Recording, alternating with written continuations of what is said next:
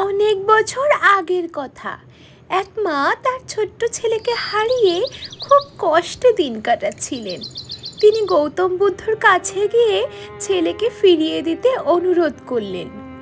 বুদ্ধদেব বললেন, তুমি যদি এমন একটি বাড়ি থেকে সরিষার দানা এনে দাও যেখানে কেউ মারা যায়নি, তাহলে তোমার ছেলেকে আমি বাঁচিয়ে দেব।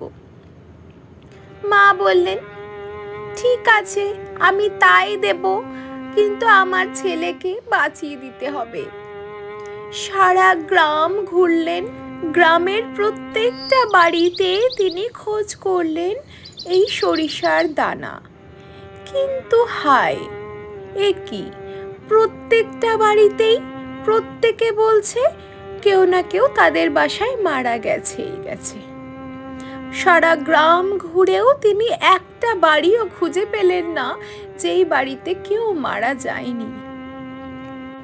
দিন গড়িয়ে রাত এবং রাত গড়িয়ে ভোর, তারপরেও মায়ের এই আশা ছিল নিরন্তর তার ছেলেকে বাঁচানোর।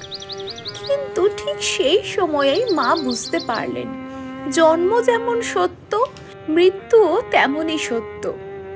এরপর তিনি শান্তি খুঁজে পেলেন এবং খানিকক্ষণ কাঁদতে থাকলেন।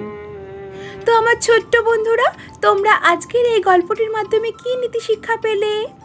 আজকের এই নীতি শিক্ষা হলো, মৃত্যু জীবনেরই অঙ্গ, সবাইকে ভালোবাসতে হবে এবং জীবনের প্রত্যেকটি মুহূর্তকে মূল্য দিতে হবে। আজকের এই শিক্ষামূলক গল্পটি এখানেই সমাপ্ত হলো। দেখা হবে আবারও অন্য একটি শিক্ষামূলক গল্পে। ততক্ষণ পর্যন্ত ভালো থেকো, সুস্থ থেকো, আর অবশ্যই পড়াশোনায় মনোযোগ দিও। তার সাথে সাথে এই গল্পটি তোমার খুদে বন্ধুদের সাথে শেয়ার করে দিও। টাটা।